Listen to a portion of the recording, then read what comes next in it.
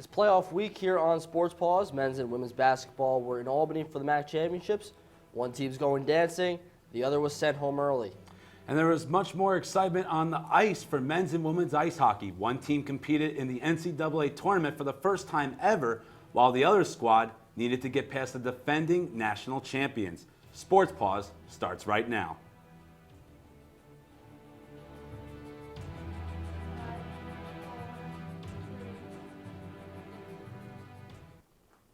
Good evening, everyone, and welcome to this playoff package edition of Sports Paws. I'm Tom Albanese. And I'm Jordan Siegler. Tom, we kick off our playoff coverage with the women's basketball team going for its first MAAC Championship title in Albany. Right you are, Jordan, and there was certainly a lot at stake for both the Bobcats and its opponent, the Marist Red Foxes. Marist is looking for its 10th straight MAAC Championship, while the Quinnipiac Bobcats were seeking their second berth into the NCAA Tournament over the past 3 seasons. Let's head north to the Times Union Center to see how they fared. And, of course, Jordan, this is just the game that everybody's been waiting for. Quinnipiac Marist battle for the 2015 MAAC Women's Basketball Championship.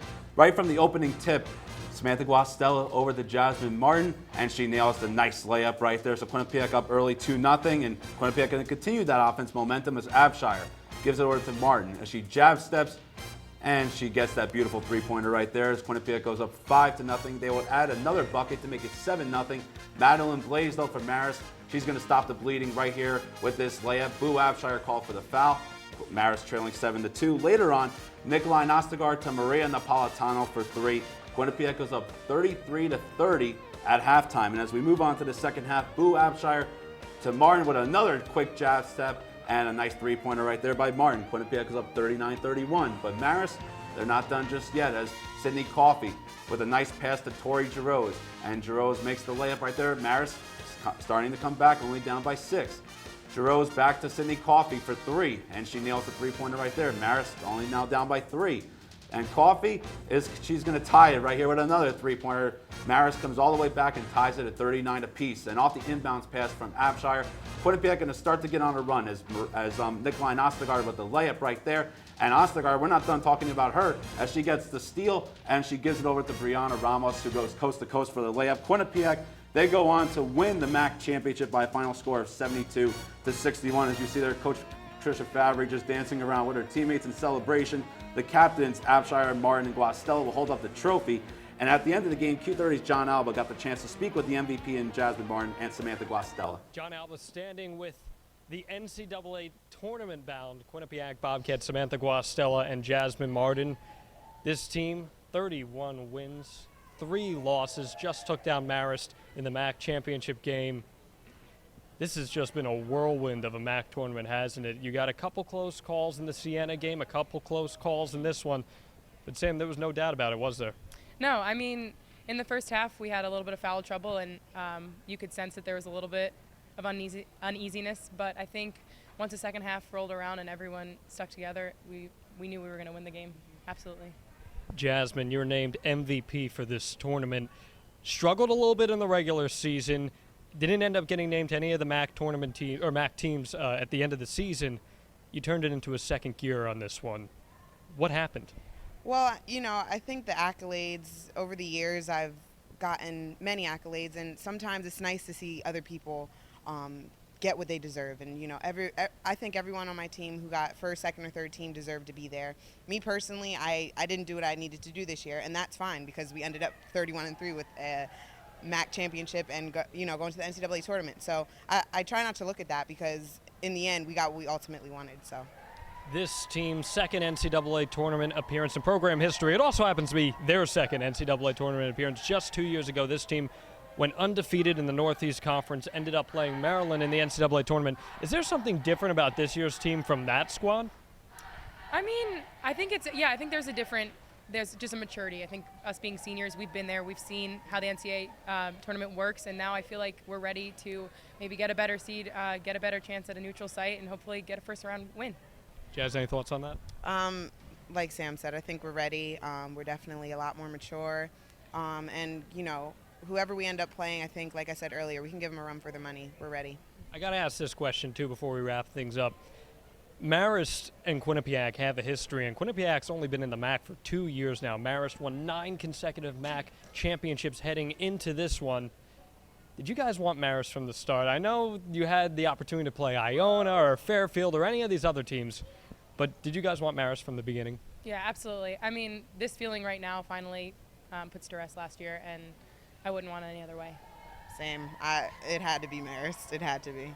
Well, it was Marist, and Quinnipiac topples Marist for the first time in program history in a MAAC championship game last year. 70-66 victory by the Red Foxes, all wiped away this year as the Quinnipiac Bobcats are going dancing. Sam Guastella, Jasmine Martin, thank you so much for your time. Thank you, John.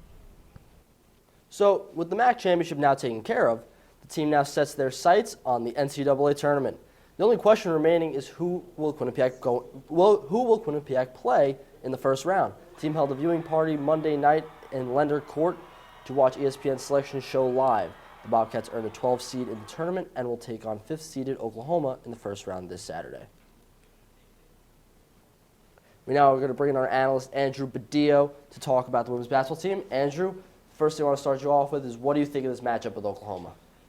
Well, Jordan, I have to say it's a matchup that Quinnipiac it's going to be tough, really tough for Quinnipiac. Oklahoma has 6 players that are over 6 feet tall. Quinnipiac has only one real true big in Val Driscoll. And during the MAAC season when you saw her play, she really dominated that whole conference. Tori Giroux of Marist was really the only player who was able to neutralize Driscoll to some extent. And for Oklahoma, they're just a power team. The Big 12 conference, they beat Baylor and Texas this season, who are both top 10 teams. So I think that the matchup with Oklahoma is one that Quinnipiac really is going to have a lot of problems with. They're going to have to shoot the ball, I'm going to want to say, around 50% from three-point range to even have a chance to defeat this Oklahoma Sooners team.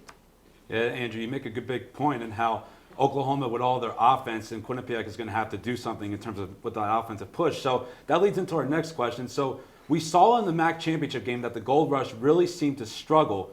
So do you see Quinnipiac using the Gold Rush in this matchup with Oklahoma? Well, yeah, Tom. I mean, it was actually even more so in the quarterfinal and semifinal games against Monmouth and Siena, respectively, that the Gold Rush did struggle. Maria Napolitano was really the only one in the Monmouth game who got things going for Quinnipiac. But you started to see a little bit more of the Gold Rush in the championship game. You saw Brianna Ramos come up huge in that game. She had a huge and one that sort of put an end to Marist, a nice little run at the end of the game, and put the game away basically for Quinnipiac and sending them off to the NCAA Tournament. But in the end, I really do think that Trisha Fabry goes away from the Gold Rush in their game against Oklahoma. Oklahoma, as I didn't state before, is a deep team. They play more than 10 players on the floor during games. They play more than 10 players during their games. They're really identical to Quinnipiac. However, players at each position are better than, let's say, Sam Guastella or Val Driscoll. The players are just better because they're in the Big 12. Quinnipiac, a mid-major team, it's going to be very tough for their second unit to compete with Oklahoma's second unit of players. So I really think that the Gold Rush, you're not going to see much of it during their game. Thanks a lot, Andrew. All right, now we are going to go to the men's basketball team. They are playing Marist in the first round of the MAAC tournament of the Times Union Center. Usman Drame had himself a day. Now here the Bobcats big man takes the feed from Justin Harris down low and the hook shot. Now you're going to see Drame again here. Aaron Hutton lofts it to Drame and he gets the lay-in. And now one more clip of Drame here. Aaron Hutton, the freshman, Dimitri Flores had a nice game himself. Drame with the slam dunk. Drame had 27 points and 23 rebounds in this game. Here's Marist coach Mike Maker on Drame. So Drame, I don't know if anybody in the room has an answer about how to guard him, I'd like to hear it. Now to the second half. For Marist, the threes were flying. Here's Khalid Hart off the pick. And that one goes in. And now you're going to see TJ Curry. He's going to get in on the action for Marist. Drains the three here. Marist shot almost 70% from three in this one. They go on to win 80-74. You see the Bobcats looking on disappointment from the bench. Their season ends in the first round of the MAAC tournament. Here's Tom Moore after the game. As far as my group, 27 points, 23 rebounds. Not bad for a second-team all-league guy. If there was a draft of all the guys in this league, it'd be A.J. English, David Laurie, and Ousmane Dramé would be the top 3 picks in some way, shape, or form. Ousmane Dramé, David Laurie, and A.J. English. Clear, cut, dry, definitive. They're the 3 best players in this league. There certainly was a lot going on for both basketball teams in Albany, Jordan, but make sure you stay tuned to Sports Paws as there was much more happening on the ice. Did the women's ice hockey team win its first ever NCAA tournament game, and could the men take down the defending national champions? Find out after the break.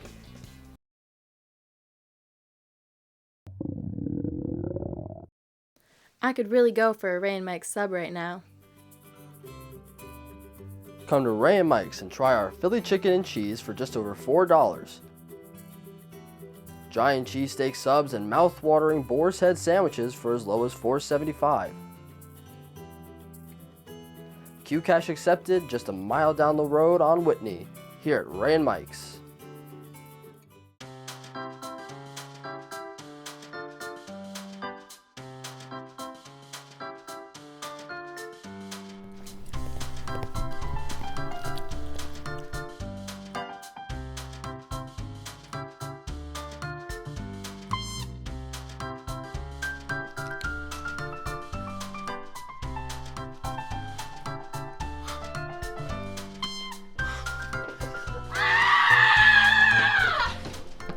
That was then, this is now. Don't be just a number. Hello, welcome to Chameleon. At Chameleon Hair Color Cafe and Spa, it's all about what makes you feel beautiful. Their professional team is dedicated to helping you reach your customized beauty goals from your head to your toes. Chameleon Hair Color Cafe and Spa, where it's all about what makes you feel beautiful. Welcome to A Sheer Sensation, North Haven's premier cosmetology service, located at 140 Washington Avenue, minutes from Hamden. We offer an array of services from basic cuts and colors to lash extensions and formaldehyde-free keratin treatments. We also provide hair chalk and styling for men. When you spend $60, your Q card will get you 10% off. Call us at 203-239-6477 to make your next appointment at A Sheer Sensation. Welcome back to Sports Paws. Rick Seeley's women's ice hockey squad took on Harvard in the Bobcats' first ever NCAA tournament appearance on Saturday. Unfortunately for Quinnipiac, the team was one and done, falling to the Crimson for the 4th time this season, 5-0 on the Crimson's home ice in Cambridge, Massachusetts. Harvard was led by Abby Frazier and Carly Heffernan, who each picked up 2 points apiece off of a goal and assist. The Crimson added 3 more goals from Haley Mullins, Samantha Reber, and Sydney Daniels to secure the victory. Quinnipiac goaltender Chelsea Layden was replaced by Sydney Rossman after surrendering the first 3 goals, officially ending her Quinnipiac career. While the Bobcat season comes to an end, Harvard advances to the NCAA Frozen Four, taking on Boston College. Now let's go to men's hockey. Game 1 of the ECAC quarterfinals against defending national champion Union.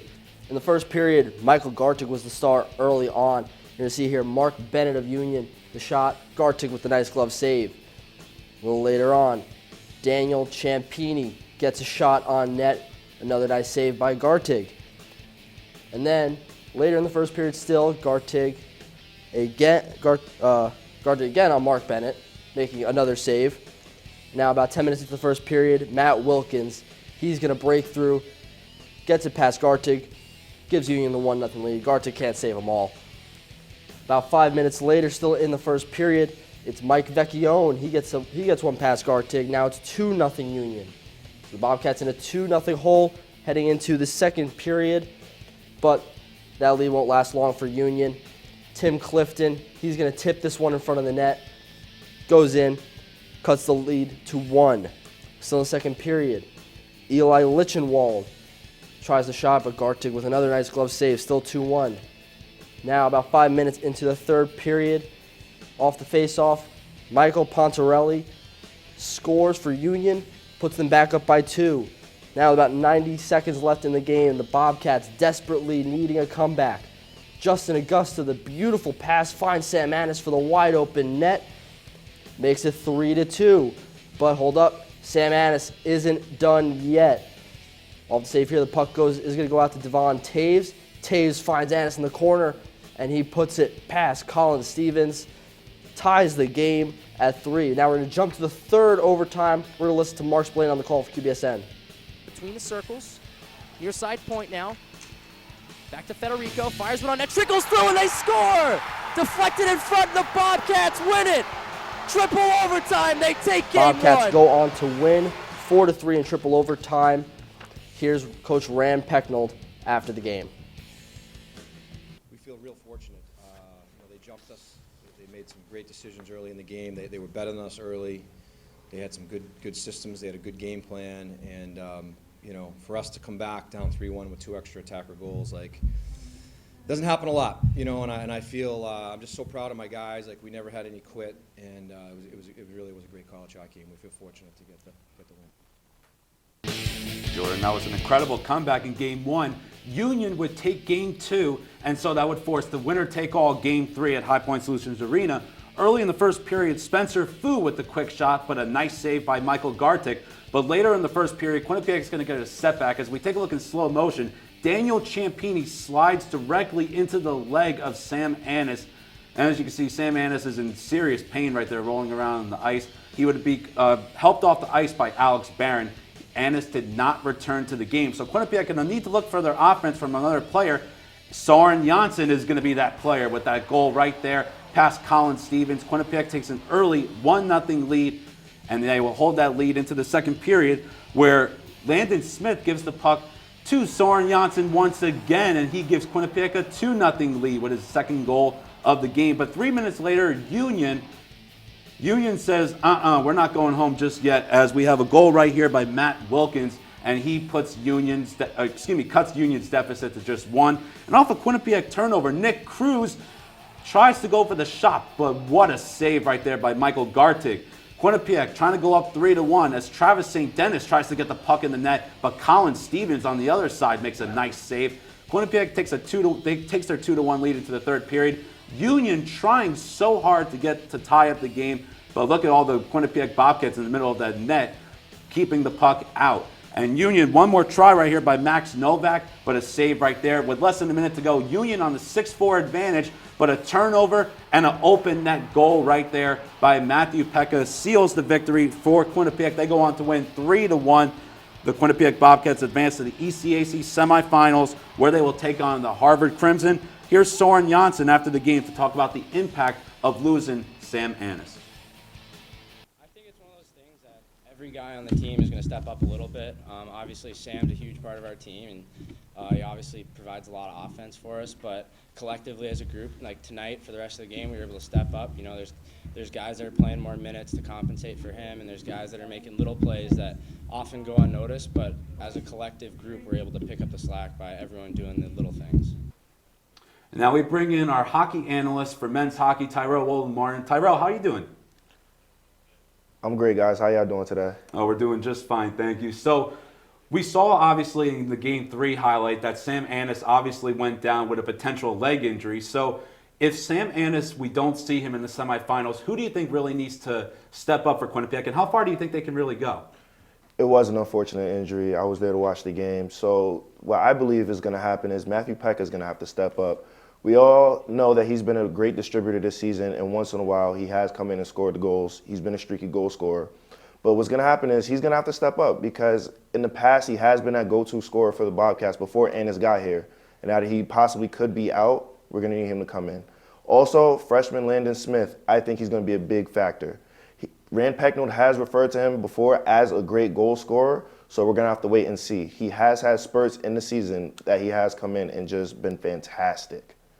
And as far as going forward, I believe that without Annis, that Quinnipiac can take the ECAC championship. But as far as going a deep run into the Frozen Four, I believe that they're going to need Annis for that. This team is deep, but without Annis, big, great goal scorer, I believe he has 23, 24 goals on the season. Without him, I don't believe the Bobcats get past Union this weekend. So I believe, again, for them to make a deep Frozen Four run, they're going to need Annis back. Thank you, Tyrell.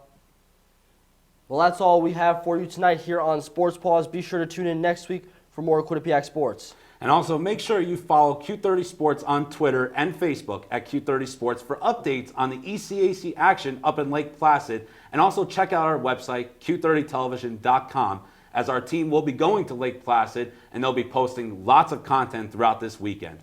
For Tom Albanese, I'm Jordan Siegler. Have a good night.